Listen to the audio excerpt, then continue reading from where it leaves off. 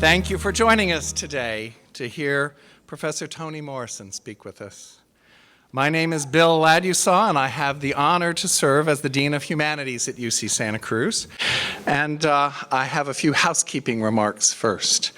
First, your cell phone. Make it not do anything. But in particular, and this is important to Ms. Morrison, please no flash photography. Please do whatever it takes if you want to take a picture to make sure it doesn't flash, because that's very problematic.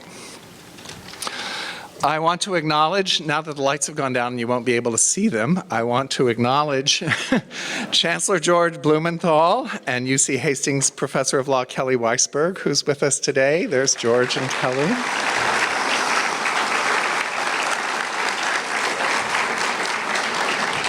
I'm also very pleased that UC Berkeley Professor of History Tyler Stovall, who will assume the position of Humanities Dean in the spring, is also be able to join us as well. So please welcome him back to Santa Cruz.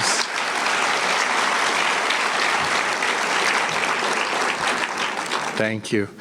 Ms. Morrison will speak to us this afternoon on literature and the silence of goodness.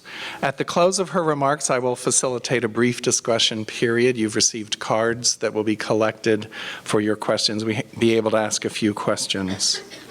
Now, before I introduce the very special person who is going to introduce Ms. Morrison, I want to express a few words of gratitude. I want to acknowledge UC Santa Cruz's Department of Feminist Studies, and in particular, Professor Bettina Apteker and Professor Gina Dent,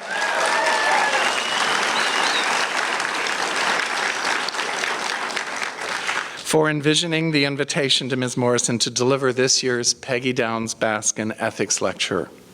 We are very grateful for the support we've received from University Relations and the work of the staff, a lot of work that it took to go into today's events and making them happen, especially thankful to Jeff Rockwell, Kristen Palma, and Nikki Torres. They deserve your hands. From the Dean's Office, excuse me, I want to particularly acknowledge Marissa Fulham-Campbell, Judy Plummer, Blanca Rodriguez, as well as the advanced planning that was done by Deborah Klaskens.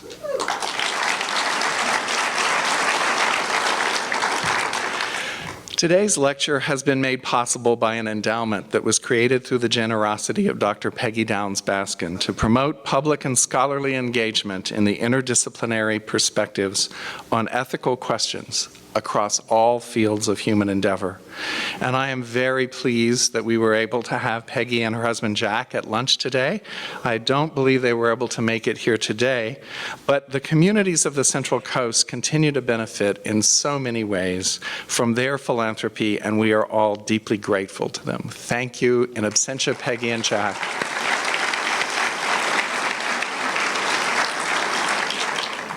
And I'm also very grateful that one of our distinguished UCSC colleagues has agreed to be with us today and introduce Ms. Morrison. Angela Y. Davis, Distinguished Professor Emerita of History of Consciousness and Feminist Studies, is internationally known for her intellectual, scholarly, and political work to combat all forms of oppression.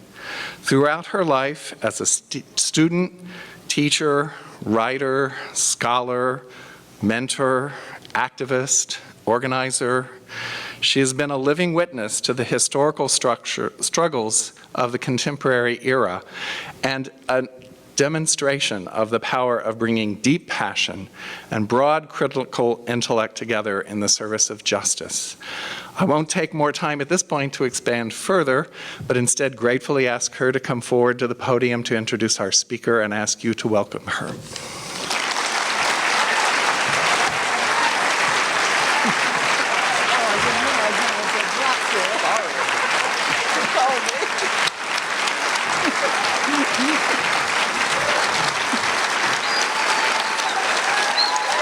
Thank you. Thank you.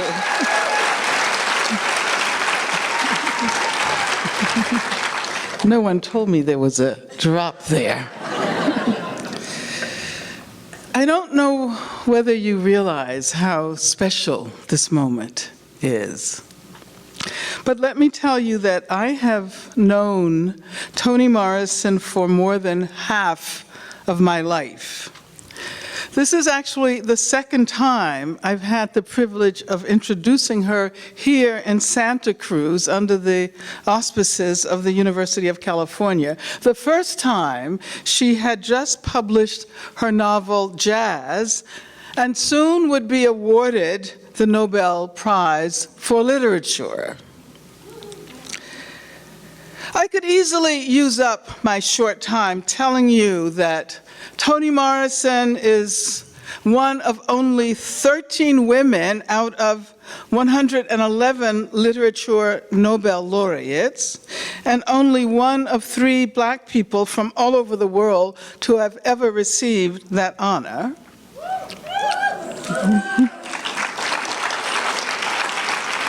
I could also list her novels from The Bluest Eye to Home, and her new novel, which will be released in the spring. And I could name her many other prizes, awards, and accomplishments. And that is usually what one gets in 5-minute introductions. But you can find all of that on the internet. And for me, to simply list her accomplishments would not even begin to capture the impact the person we know as Toni Morrison has had on the world. And so I would like to be able to convey to you how much I think Toni Morrison has radically altered the lives we live with our bodies and our minds and our spirits as we move through the second decade of the 21st century.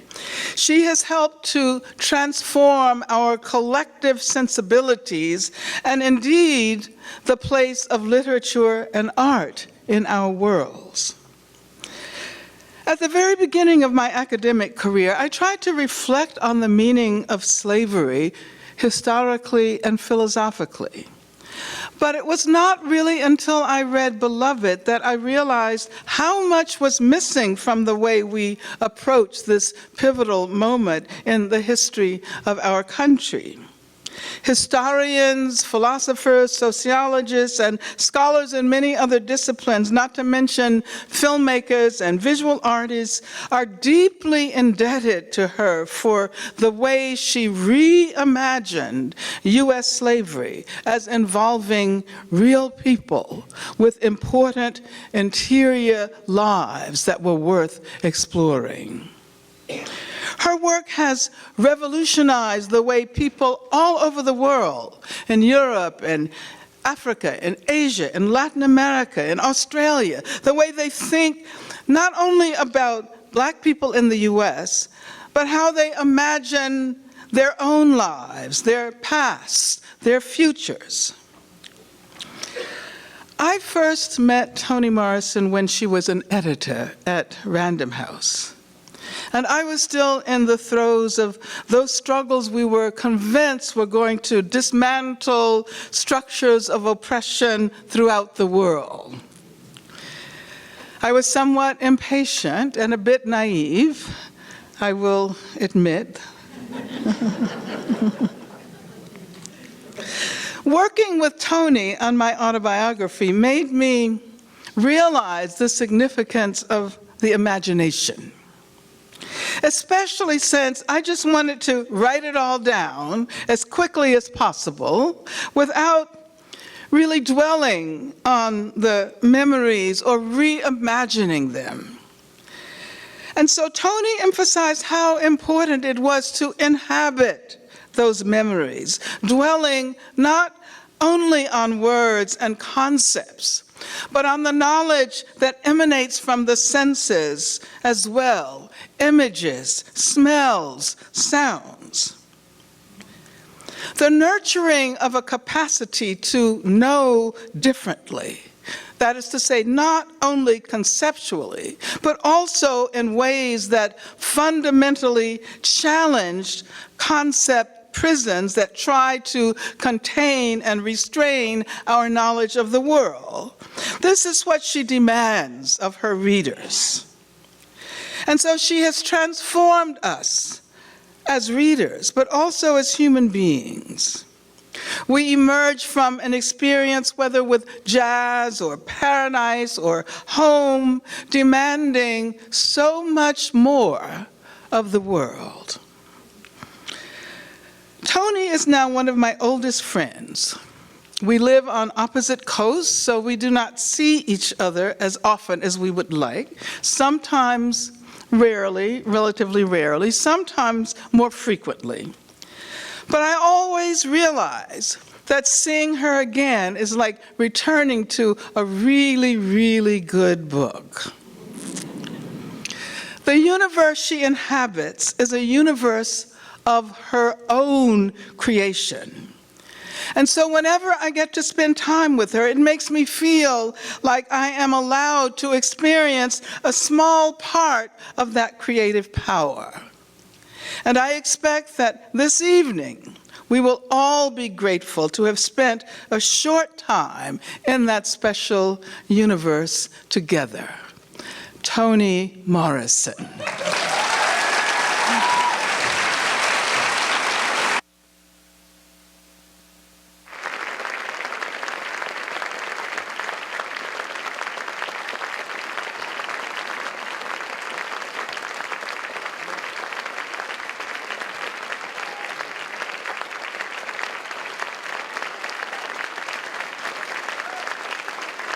Lovely. Lovely. Thank you. Thank you. Thank you. A little closer? Okay. Great. Good. Thank you. Thank you.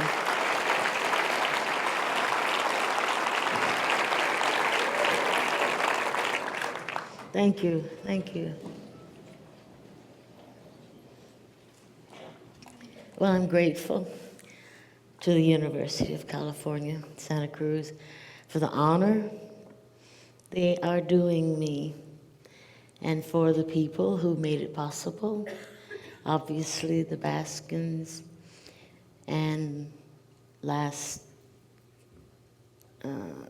night, as well as this afternoon, I've gotten to meet more of the people who are responsible for my being here. And I have to tell you, I've been to California before, several times, but I don't remember it being so nice. I really don't. Maybe I was rushing or going on a tour, but now I'm sitting on a balcony looking at the ocean. Oh, excuse me, the beach.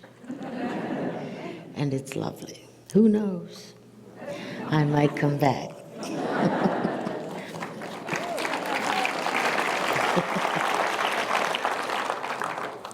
I'm reading a paper I've developed which involves some research that I'm doing. And it's curious to me about how literature, which can inform an entire population, a world, if you will, and the silences that I think I have found in a lot of 21st and 20th century literature about goodness or altruism. And I start by remembering an event in 2006. On an October morning that year, a young man backed his truck in the driveway of a one-room schoolhouse. And he walked into the school, and after ordering the male students, these were very young kids, and the teachers and a few others, adults, to leave, he lined up 10 girls, 9 through 13, and shot them dead. And the absolute mindless horror of that attack drew intense and sustained press, as well as later on books and some film. Now, there had been 2 other school shootings only a few days earlier. And that should have made this massacre especially notable. But the fact was that its landscape, an Amish community, notoriously peaceful, and therefore the most unlikely venue for such violence, was a point that was consistently made. Now, but before the press narrative and the talk, radio talk, tracked the slaughter, which had been examined to exhaustion in the press, another narrative, another rail, so to speak, surfaced. And that other rail was regarded as bizarre, as shocking as the killings. And that was the fact that the Amish community forgave the killer, refused to seek justice, refused to demand vengeance, and refused even to judge him. They visited and comforted the killer's widow and children, who were not Amish, just as they embraced the relatives of the slain. There appeared a number of explanations for their behavior: their historical aversion to killing anyone at all, for any reason, and their separatists' convictions. But more to the point, that community had nothing to say, or very little, to any outside inquiry, except one of the ministers said that it was God's place to judge, not theirs. And as one caution, do not think evil of this man. They held no press conferences. They submitted to no television interviews. They quietly buried the dead, attended and supported the killer's widow, arranged for his funeral, tore down the schoolhouse, and built a new one. Now, what struck me, and of course parts of the press, was the silence.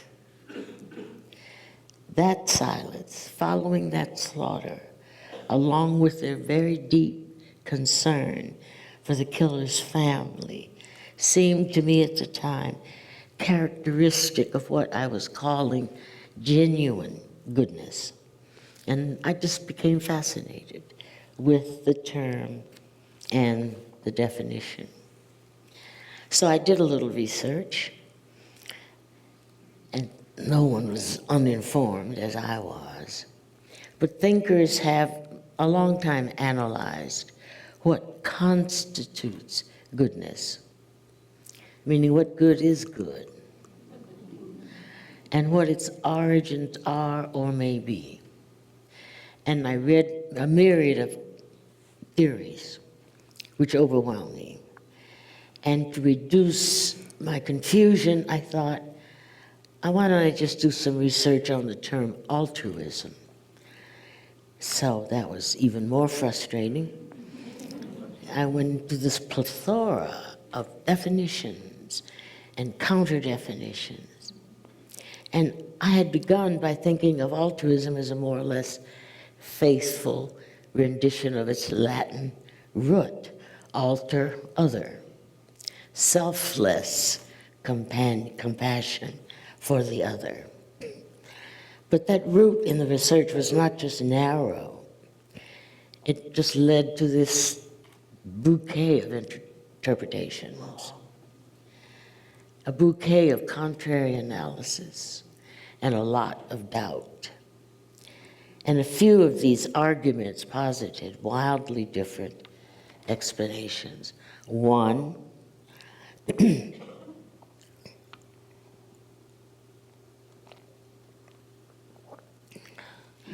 altruism is not an instinctive act of selflessness. It's taught. and it's learned. 2, altruism might actually just be narcissism, ego enhancement, even a mental disorder made manifest in a desperate desire to think well of oneself or to erase or to diminish self-loathing.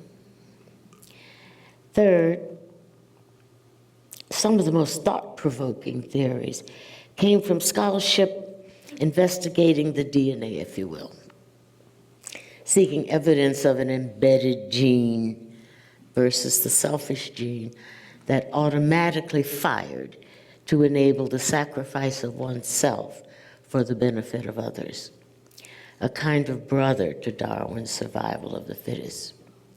And so examples of confirmation or contradiction to the Darwinian theory came primarily from the animal and insect kingdoms. You know, squirrels deliberately attracting attention to themselves so that the predators do not kill or harm the group. Birds, ants, bees, bats, all of them, any history of them, you notice that they distract the enemy, one. And you know, you kill an ant and just wait a little while. And an hour later, another ant will come and get that body and carry it away. And there are infinite examples in insect world and the natural world. Service to the colony, service to the collective, the swarm. And such behavior is very common among humans, particularly in war. You know, people throw themselves on grenades. But the question being put seemed to be whether such sacrifice for kin and or community is innate, built, as it were, into our genes, just as individual conquest of others for whatever purposes seems to be a natural instinctive drive that serves evolution. Is there a good gene along with a selfish gene? The further question for me was the competition, still is, between the gene and the mind. All right, I was unable and ill-equipped to understand much of that scholarship on altruism, but I did learn something about its weight, its urgency, and its relevance and irrelevance in contemporary thought. Now, keeping those Amish in mind, I wondered why the narrative of that event in the press and in the visual media quickly ignored the killer and the slaughtered children and began to focus almost exclusively on the shock of forgiveness. Excuse me, as I noted earlier, mass shootings at schools, maybe they were too ordinary. I wrote this a couple of years ago, so I don't have to explain that, as it has become more ordinary. There's been 2, as I thought then, shootings. At the same time, these children were killed. But the community was unwilling to clamor for justice or vengeance or retribution, or even, as I said, to judge. And that was the compelling story. The shock was that the parents of the dead children took pains to comfort the killer's widow and her children, and to raise funds for that family, not themselves, of the victimized community's response to that almost classic example of evil. In addition to their refusal to fix blame, the most extraordinary element was their silence. And it was that silence, that refusal to be televised or lionized or even prayed for, that caused me to think differently about goodness. Of course, thinking about goodness implies, indeed, a view of its opposite. See, I've never been interested in or impressed by evil. But I have been confounded by how attractive it is to others.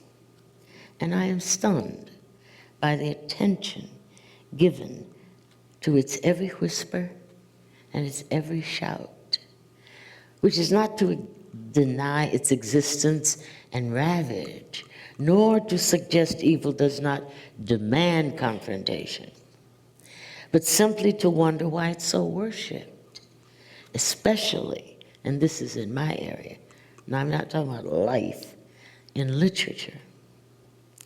Is it its theatricality that is evil, has this theatrical mane? It has a costume, and it has blood spray.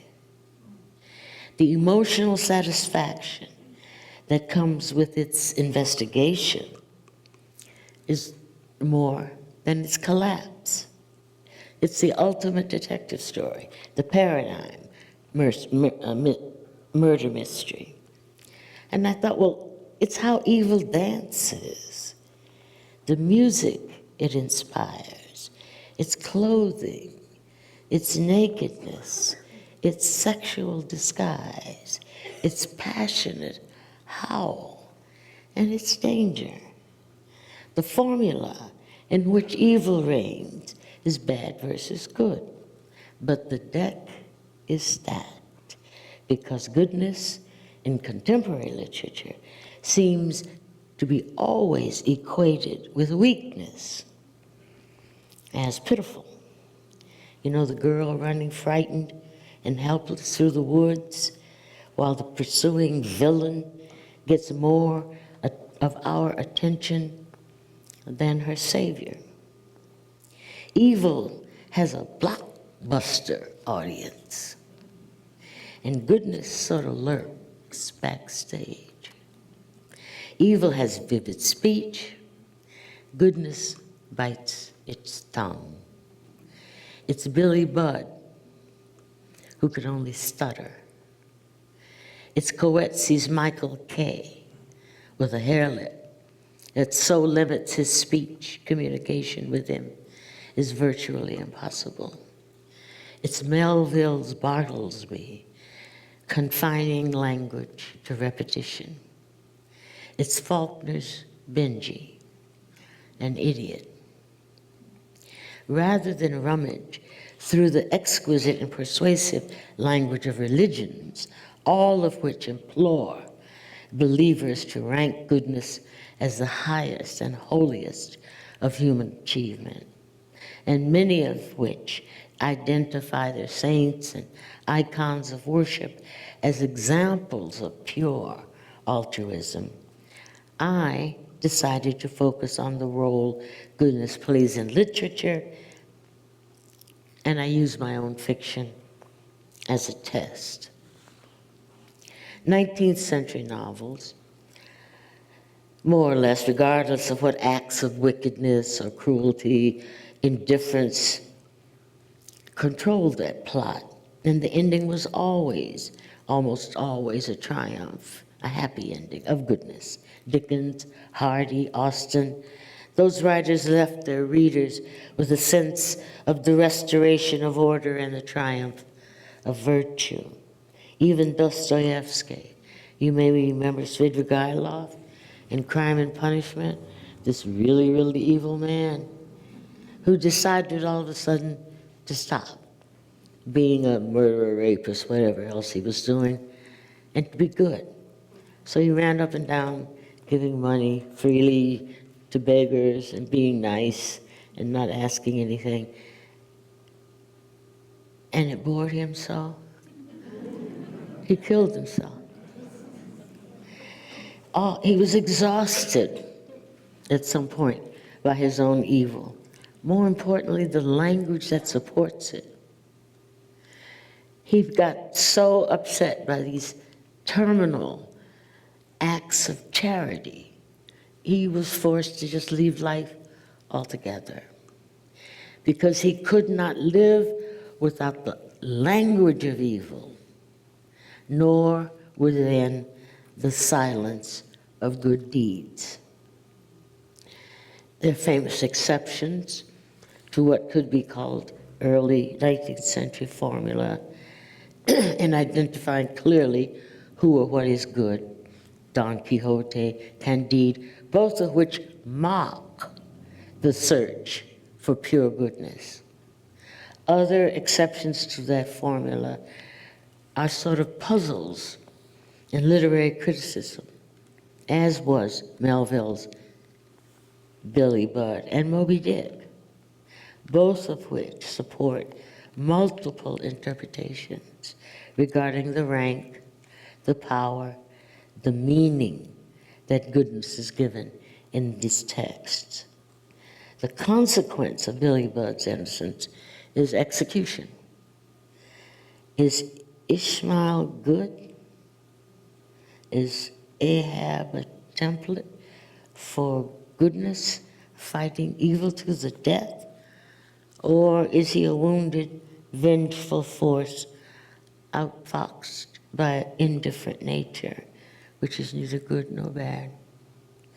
Innocence, represented by Pip,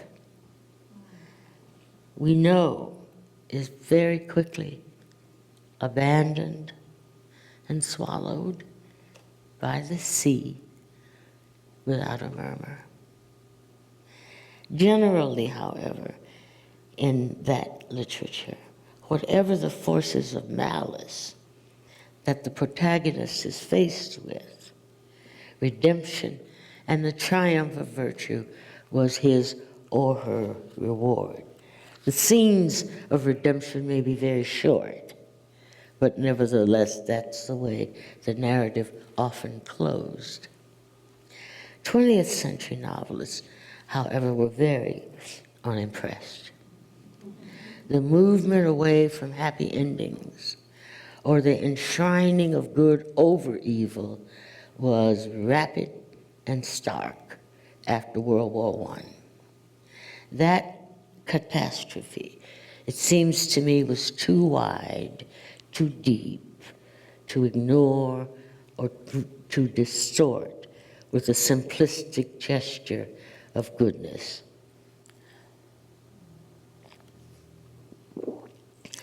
Many early modern novelists, especially Americans, I think, I haven't read a great deal of post-World War I literature from other countries, but I'm certain it's true of American writers. They concentrated on the irredeemable consequences of war, the harm it did to its warriors, to society, to human sensibility. And in those texts, acts of sheer goodness, if not outright comical, are treated with irony or at best ladled with suspicion and fruitlessness at worst. One thinks of a fable, the mixed reviews it received, most of which were disdainful of the deliberate armistice between the soldiers in trench warfare against each other that was driven by what was called a Christ-like character. The term hero seems to be limited to the sacrificing dead. First responders running into fiery buildings, mates throwing themselves on grenades to save the lives of others, rescuing the drowning, the wounded. Faulkner's character in the fable would never have been seen or praised as a hero because he stopped the war for one day. Obviously, the struggle, our human struggle with malice and corruption and tragedy, is of abiding necessity and interest, which ought to fascinate us, since examining such struggles can strengthen and enlighten us. No one should minimize tragedy.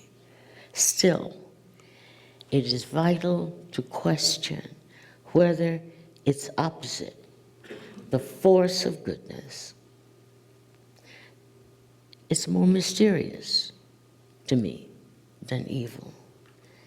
The intricacies of altruism, the very idea of it is compelling. Evil grabs the intellectual platform as well as its energy. It demands careful examinations of its consequences, its techniques, its motives, its successes, however short-lived or temporary.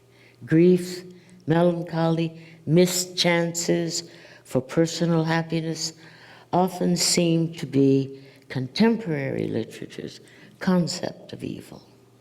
It does hog the stage, and goodness does sit in the audience and watch, assuming it even has a ticket to the show. A most compelling example of this obsession with evil is Umberto Eco's The Prague Graveyard.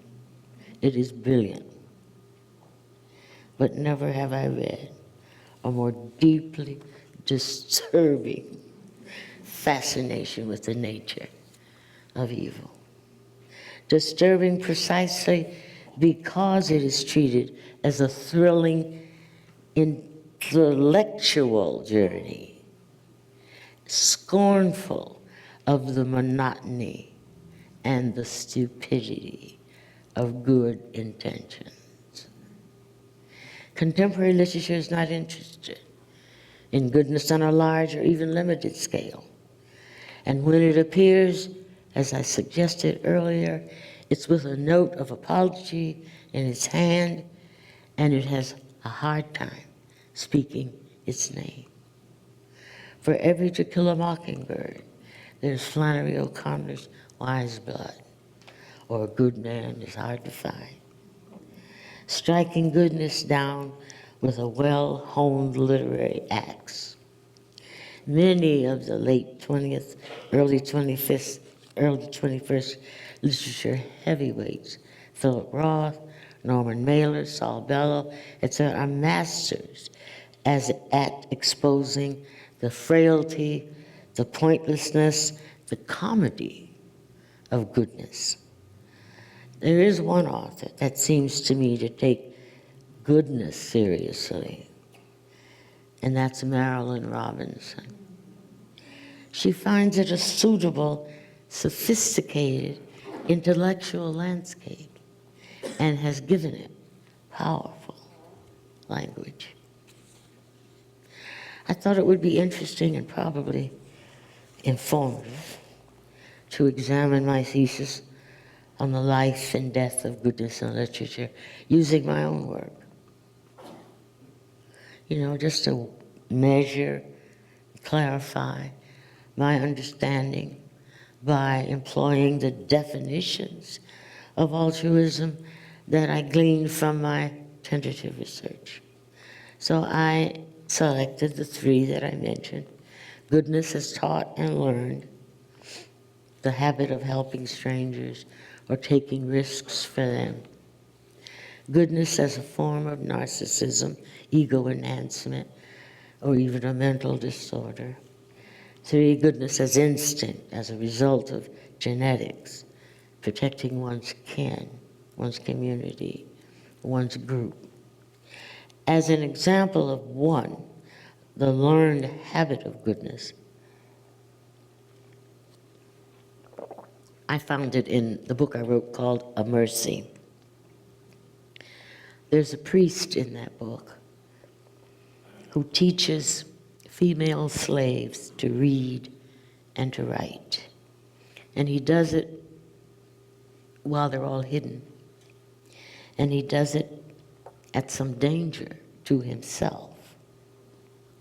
Unless this be understood as simple kindness, I want to let you know the sample of punishments levied on white people who risked promoting literacy among black people.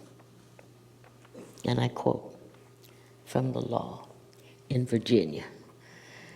Quote, any white person assembling with slaves or free Negroes for purpose of instructing them to read or to write or associating with them in any unlawful assembly shall be confined in jail, not exceeding 6 months, and fined not exceeding $100, which is a lot of money. And that's in criminal law in the 1850s. Example of 3, instinctive kin protection, is the most common representation of goodness, and I acknowledge several areas of failure to articulate them. From the deliberate sticking of one's leg under a train for insurance money to raise her family in Sula, or to setting a son on fire to spare him and others the sight of his self-destruction. This is the same mother, by the way, who throws herself out the window to save a daughter from fire. These acts are far, for me, too theatrical and are unaccompanied by no really compelling language. On the other hand, there is the giving away of one's child to a stranger in order to save her from certain molestation in a mercy. The motive that impels Florence's mother, Amina Mai, seems to me close to the altruism, and most importantly, is given language, which I hoped would be a profound and literal definition of freedom. To be given dominion over another is a hard thing. To wrest dominion over another is a wrong thing. To give dominion of yourself to another is an evil thing. The third example I have, unquestioning compassion in support of not just kin, but members of the group in general, appears in Home, a novel I wrote fairly recently, when the women provide unsolicited but necessary nursing care to a member of the collective who has spent a lifetime despising them. Their reasons are responsibility to God. They didn't want to meet their Maker and have nothing to say when he asked, as they knew he would, "What have you done?" And they wouldn't have anything to say. A further instance of innate group compassion is that healing of the girls see, physically as well as mentally. And it was important to me to give that compassion voice, all while they tend to her. They have no empathy whatsoever. I'm not even sure they even like her. When she cries, they say, "Shut up." When she throws up the medicine, they say, "You have to drink it again." And there's nothing soothing about their words, just their deeds. But then one says to her, "You have to look to yourself. You're free. Nothing and nobody is obliged to save you but you. You're young and a woman, and there is serious limitation in both. But you're a person too. Somewhere inside you is that free person. Locate her and let her do some good in the world." As an example of 2, goodness as a form of narcissism, perhaps a mental disorder, occurs in the first novel I wrote, Soaphead Church, determined to erase his self-loathing. He gives or chooses to give or pretends to give blue eyes to a little girl who is in a psychotic need of them. In his letter to God, he imagines himself doing the good God refuses. Misunderstood as he is, nevertheless, the letter has language. Over time, these last 40 years, I've become more and more invested in making sure acts of goodness, however casual or deliberate or misapplied, or like the Amish community blessed, produce language. But even when not articulated, like the teaching of that priest in mercy, such acts must have a strong impact on the novel structure and on its meaning. Nothing could have happened to those two, mother and child, without that priest's instruction. Expressions of goodness are never trivial nor incidental in my writing. In fact, I want them to have life-changing properties and to illuminate decisively the moral questions embedded in the narrative. It was important to me that none of these expressions be handled as comedy or irony, and that they are seldom mute. Allowing goodness its own speech does not annihilate evil, but it does allow me to signify my own understanding of goodness, the acquisition of self-knowledge.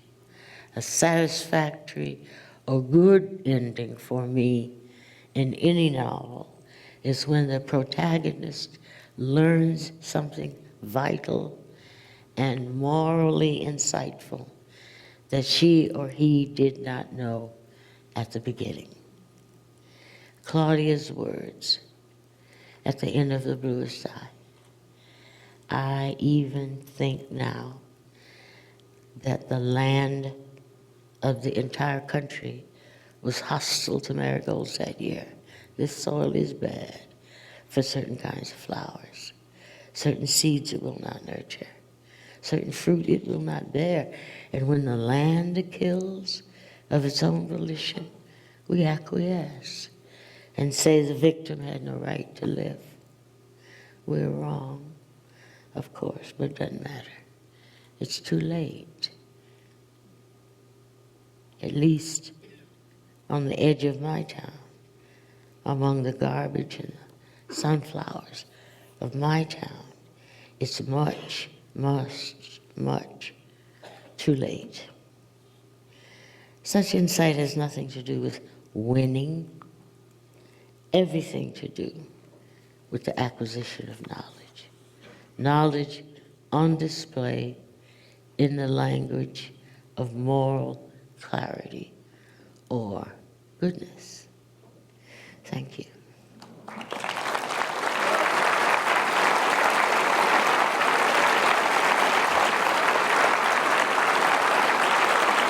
Thank you.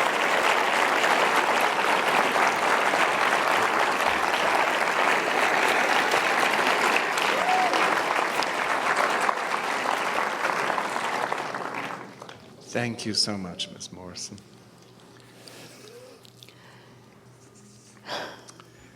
When talking about inner feelings of rage that stem from experiences of racism, sexism, and so on, it's hard to think of goodness and act with goodness.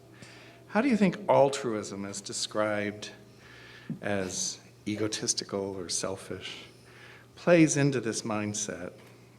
How can we, young black women, I'm sorry, it's hard to read this. How can we move toward healing and goodness? That's simple.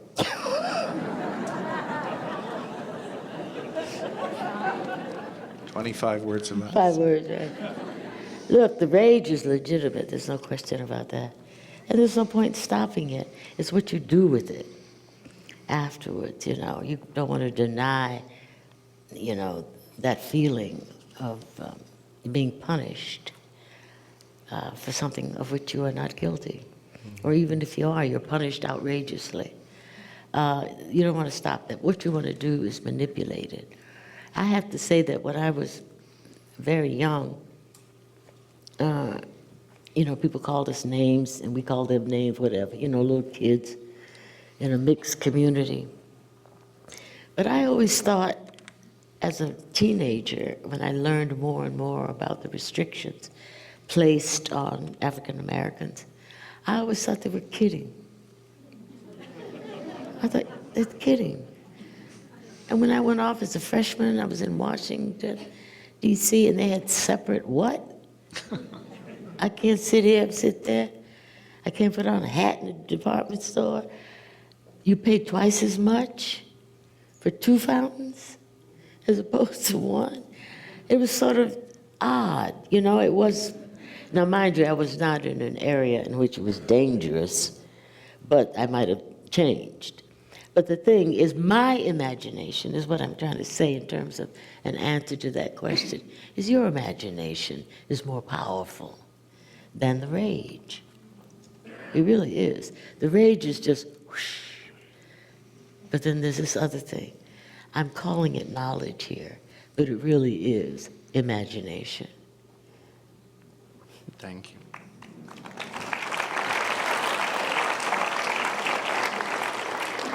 Do you have any thoughts or tips to share about how we can teach children today about goodness in the world we live in? No.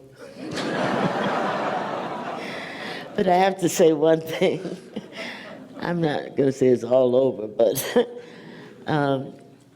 when I was in the first grade, we read a book that said, sort of like the little lines in the blue sky, run, Gyp, run. Alice lives in a greenhouse. You know, Billy lives in a, you know, that. But then I learned that 50 years earlier than that, 80 years earlier than that, the primers that people taught were as follows. This is the opening sentence of a primer.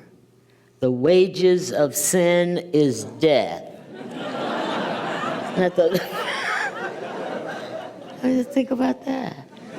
Who cares if this dog ran from one area to another? The wage, I don't know, what is wages? What is this? No, we have dumbed down the children. And they're just looking at us like, what? I have no solutions. I have no formula. I just know that the kids are really better, smarter than we give them credit for. Yes. So what happens when icons of goodness like Gandhi, Mother Teresa, get turned into symbols and logos and given a more corporate interpretation or commercial interpretation? How do we see that role of goodness as it gets picked up in hypermedia in this way? It's true. The good thing about Teresa, Sister Teresa and Mahatma Gandhi, they're dead. So that's space. We could move them over there as a kind of, you know, Christmas trees or other icons. When they were alive, they had a lot of trouble, a lot. And it's that we ought to revere and think about and join, you know, because it's just easier when they're not here. And we can sort of wax nostalgic. Oh, yeah. I remember Mother Teresa said, I thought this was a hoot. She would hold sick children. She said, oh, I love to see them die. I thought, what? Nevertheless, she did good work.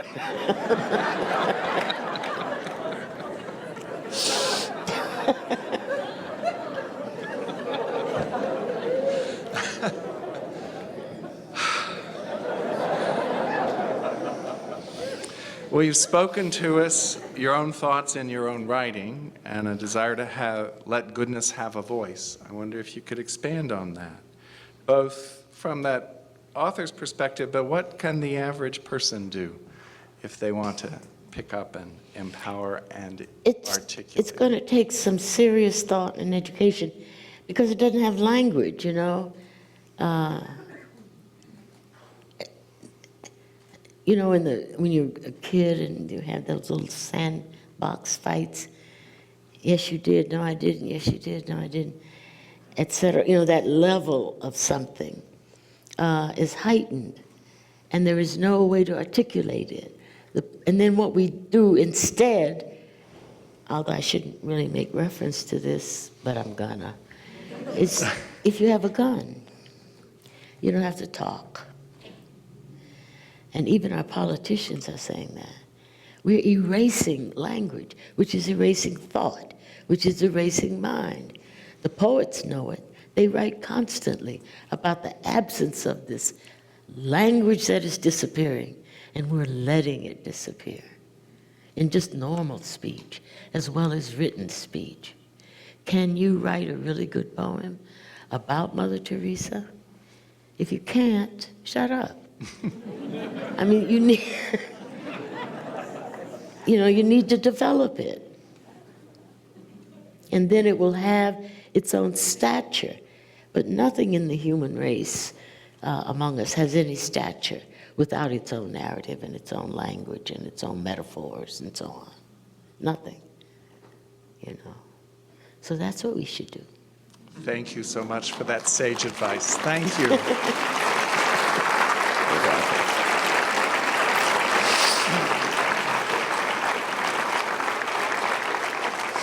Where's my pusher? Oh, I'm sorry. Well, I was going to give you an out there, but I've got one more here. I forgot.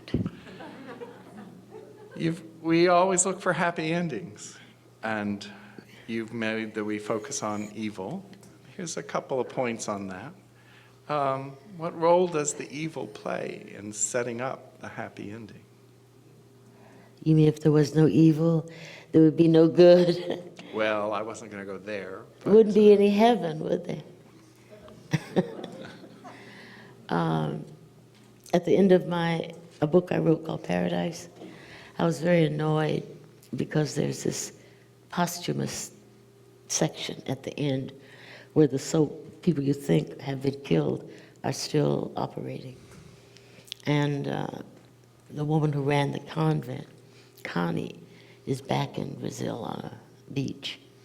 And the things that come off out of the water are radios and tin cans and, junk. But she's in her mother's arms. I mean, that's the dream. And the printer, the publisher, printed Paradise with a capital P. And I said, oh no, I told you, it has to have a small p. Because the sentence is down here in paradise. Instead of looking up and around, why don't we just do it now? Do it here.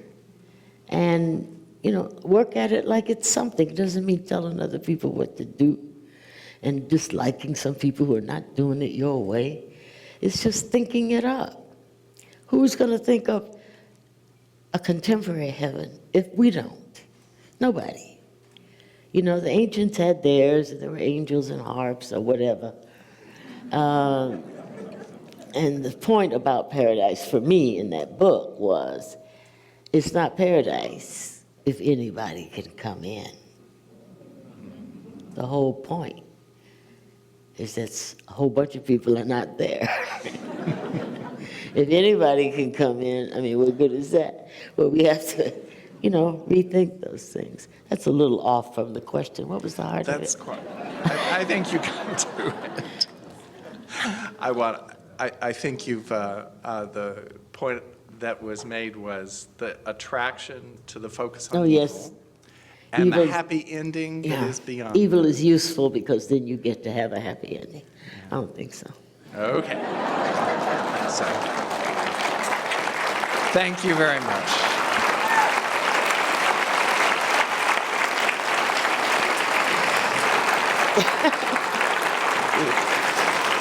Thank you.